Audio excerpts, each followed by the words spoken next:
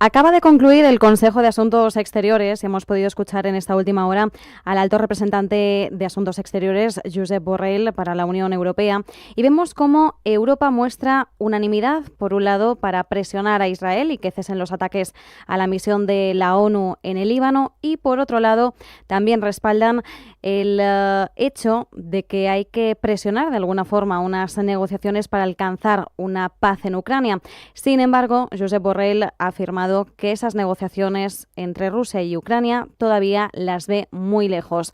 Todo ello en una semana en la que además miramos también en clave geopolítica a China, cómo se incrementan las tensiones con el foco en Taiwán, cómo aumenta también la cooperación entre China y Rusia, y nos adentramos también en una semana en clave bursátil muy dinámica porque vamos a tener más resultados empresariales en Wall Street y además en clave de política monetaria el Banco Central Europeo este jueves tomará una nueva decisión de tipos.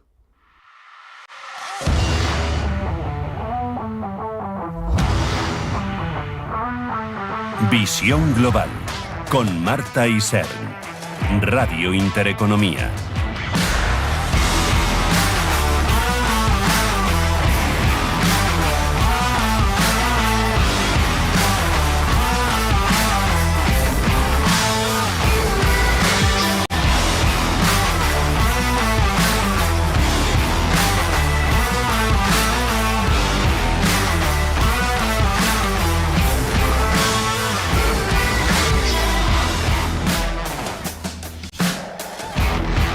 Europa ve lejos las negociaciones con Putin para poner fin a la guerra en Ucrania. Lo ha dicho Josep Borrell con estas palabras. Hay una lógica estratégica en fortalecer política y militarmente a Ucrania para obligar a Putin a ir a negociaciones, aunque tengo que confesar que parece una perspectiva muy lejana.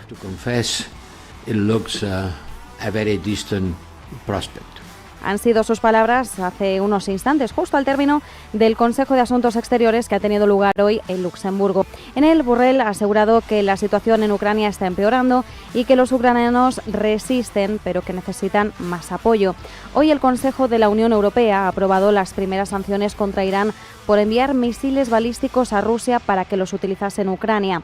A la lista se han añadido 7 entidades, entre ellas las aerolíneas iraníes SAA Airlines, Mahan Air e Iranair, 2 empresas de adquisiciones y 2 compañías productoras de combustible para el lanzamiento de cohetes y misiles. Borrell también ha hablado de la flota fantasma de Rusia, justo además de conocer en el día de hoy nuevos datos que confirman que esta flota sigue muy activa. Necesitamos más sanciones contra la flota rusa en la sombra. La capacidad rusa de exportar hidrocarburos también prolonga la guerra y el número de barcos de esta flota permiten a Rusia seguir exportando petróleo sin estar bajo los límites. Los precios máximos están aumentando, por lo que solicitamos una propuesta para aumentar las sanciones contra estos barcos.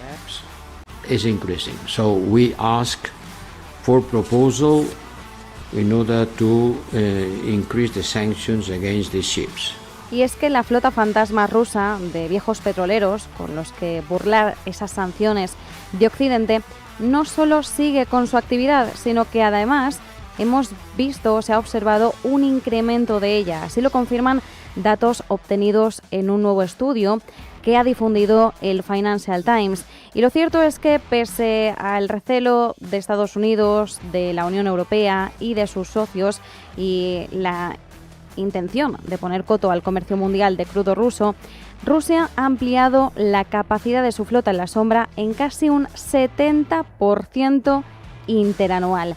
El volumen de petróleo ruso transportado por petroleros mal mantenidos y sin seguro ha pasado de 2,4 millones de barriles diarios en junio de 2023 a más de 4 millones tan solo un año después, en junio de 2024. Como decimos, estos son los datos de un informe que ha publicado este lunes la Kyiv School of Economics y que ha citado el Financial Times.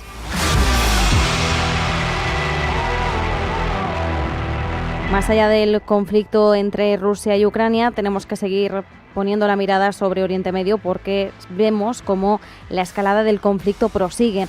Israel ha bombardeado por primera vez una ciudad en el norte del Líbano desde el inicio del conflicto con Hamás el 7 de octubre de 2023. Según los últimos datos, al menos 18 personas han fallecido. Es una zona de mayoría cristiana llamada Aitou.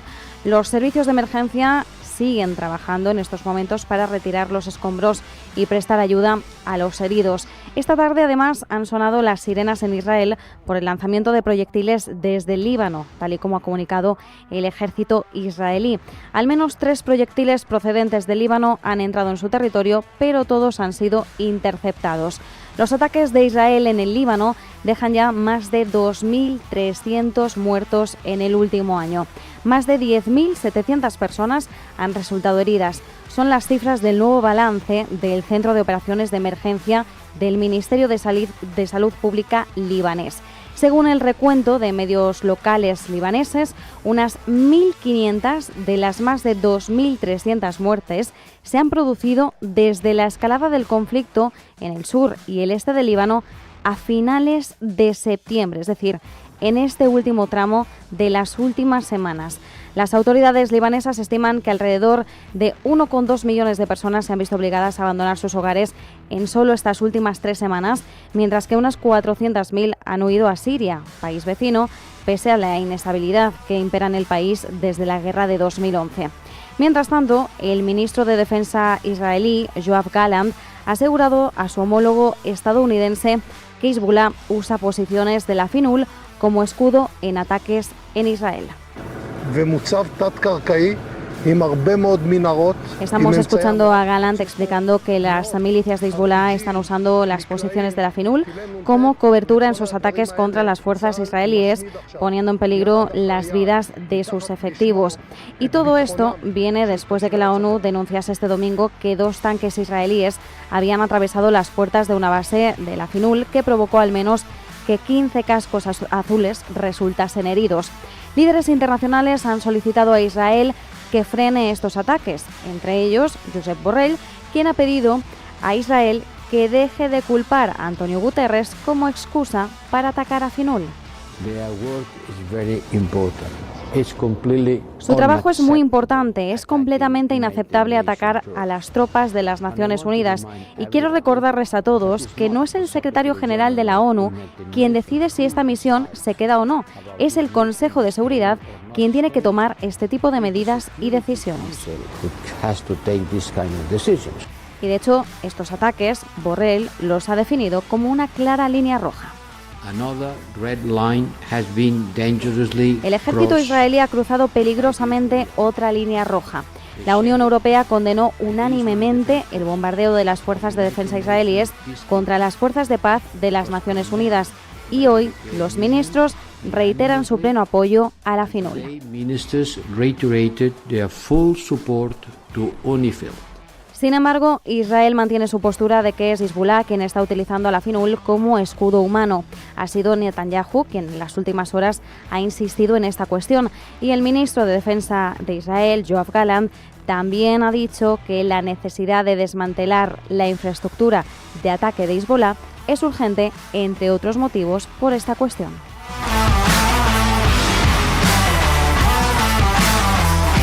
Y quedan 22 días para conocer quién va a ser el próximo presidente de los Estados Unidos, presidente o presidenta. Las últimas encuestas dejan patente que la cosa está muy reñida, por lo que no sorprendería la victoria de uno u otro candidato. En medio de esta incertidumbre hay una cosa que nos ha llamado mucho la atención y es que los planes de Trump en la Reserva Federal, si sale elegido presidente, son bastante curiosos. Aunque Trump propuso a Powell como presidente de la Fed en 2017, bien sabemos que no tardó en cambiar de opinión respecto a él. Ya en su época como presidente de Estados Unidos, Trump dijo abiertamente que Powell era el mayor enemigo de Estados Unidos por no bajar los tipos de interés. Bien, ¿qué postura podría adoptar Trump hacia Powell? Una persona de su círculo de confianza, que es Scott Bessent, ha confesado que Trump podría conseguir una Fed más alineada con sus intereses, introduciendo un presidente en la sombra dentro de la Reserva Federal. Bessent es uno de los grandes asesores económicos de Donald Trump y su nombre resuena como posible candidato a secretario del Tesoro, así que no podemos tomar sus palabras a la ligera.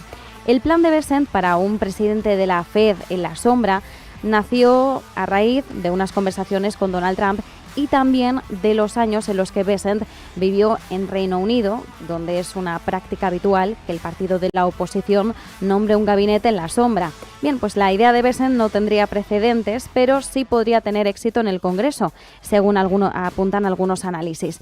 ¿En qué consiste esta estrategia? Trump podría nominar al siguiente presidente de la Fed mucho antes de que terminase el mandato de Powell, que dura hasta 2026. Si el relevo de Powell estuviese ya dentro de la Fed, sus palabras, las de Powell, serían escuchadas a medias. A nadie le importaría tanto lo que tuviera que decir, porque en el corto plazo Powell tomaría las decisiones, pero el mercado estaría pendiente de su salida, a la espera de que el nuevo presidente, de que ese sustituto, diera un giro significativo a la política monetaria. Confirmar a este sustituto de Powell antes de que termine su mandato permitiría que este presidente de la sombra, aliado de Donald Trump, dirigiese la política monetaria incluso con Powell todavía al mando. Esto, por tanto, como ya nos podemos imaginar, pondría a la Fed en una situación sin precedentes. El presidente de Jardine Research lo califica como una idea terrible y asegura que un presidente de la Fed en la sombra generaría mucho ruido en el mercado. Sin embargo, el director de Asuntos Legislativos de la Universidad George Washington asegura que es una idea políticamente factible y que podría ser aprobada por el Congreso. Nosotros ahora nos preguntamos, ¿podría ser Christopher Waller el presidente de la Fed en la sombra de Donald Trump? Y en clave bursátil, hoy vemos cómo Wall Street se suma también a las subidas que hemos estado viendo en Europa. Vemos al Nasdaq 100 con bastante fortaleza, 0,76% al alza, 0,73% en el caso del S&P 500 y el Dow Jones de Industriales, 0,45% de subida por encima de los 43.000 puntos.